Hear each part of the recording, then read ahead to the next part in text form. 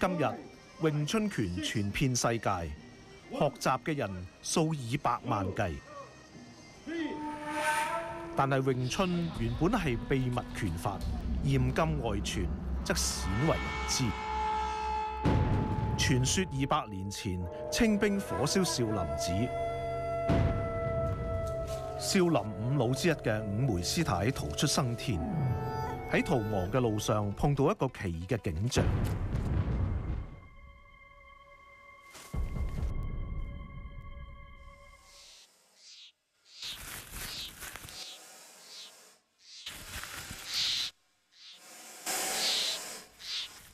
五枚師太得到啟發，一種很難嘅新拳法就此誕生。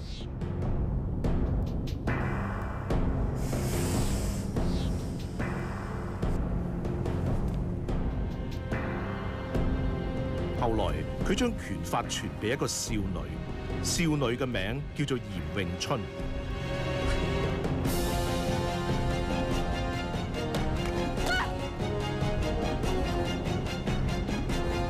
呢套拳法短橋扎馬，以快打慢，借力打力。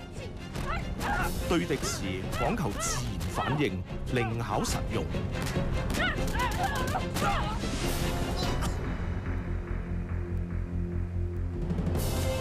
詠春學成下山，五枚為訓，拳法本應作反清之用，不得輕易外傳。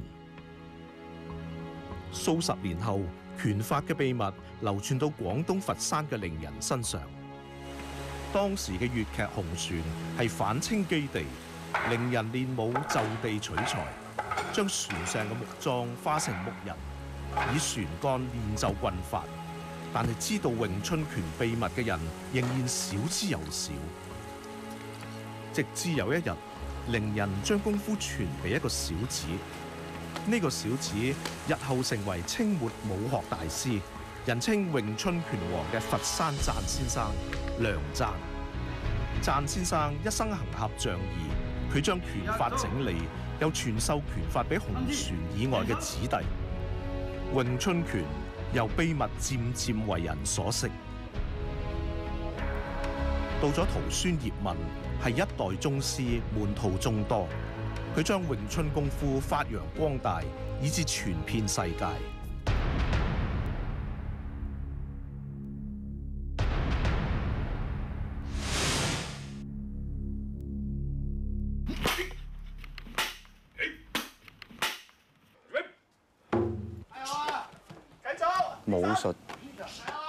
武術其實唔需要好睇得，但係最緊要打得。